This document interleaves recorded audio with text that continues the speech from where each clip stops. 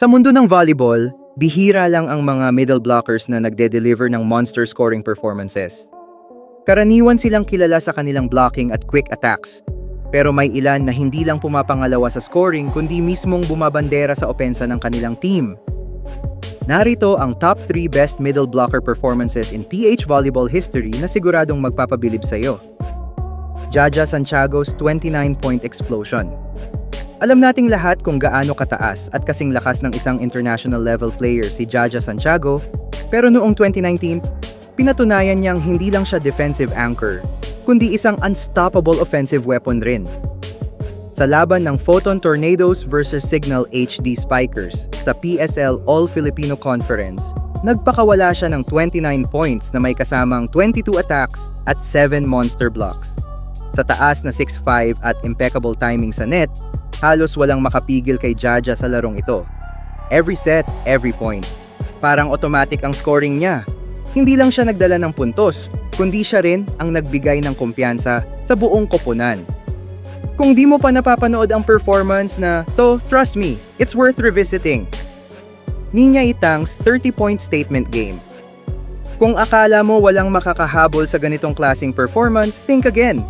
Just recently, si Ninya Itang ng UP Fighting Maroons ang nagbigay ng isang mind-blowing performance sa UAAP. Laban sa powerhouse team na NU Lady Bulldogs, naghatid siya ng 30 points mula sa 27 attacks at 3 solid blocks. Grabe, di ba? Bukod sa pagsira sa winning streak ng NU, naglagay din siya ng record-breaking performance bilang isa sa pinaka-prolific scoring middle blockers sa UAAP history. Imagine, isang middle blocker ang bumida sa isang upset victory. That's what you call stepping up. Din Santiago's 37-point record. Kung sa tingin mo wala nang mas tataas pa sa dalawang yan, well, Din Santiago manabat begs to differ. Balik tayo noong 2014 PSL Grand Prix, kung saan sa kanyang debut game para sa Petron Blaze Spikers, nagawa niyang magtala ng 37 points laban sa PLDT Home T-Volution. Yes, 37 points. Isang record sa history ng Philippine volleyball para sa isang middle blocker. Ang kanyang offensive dominance sa labanang iyon ay walang kapantay. Kaya naman siya na ngayon ang may hawak ng highest scoring game para sa isang middle blocker sa bansa. Kung may katagang attack from the middle, aba, siya ang tunay na embodiment nito. Ang mga performances na to ay patunay na hindi lang basta pang block ang mga middle blockers. Kaya rin nilang magdala ng opensa sa kanilang koponan.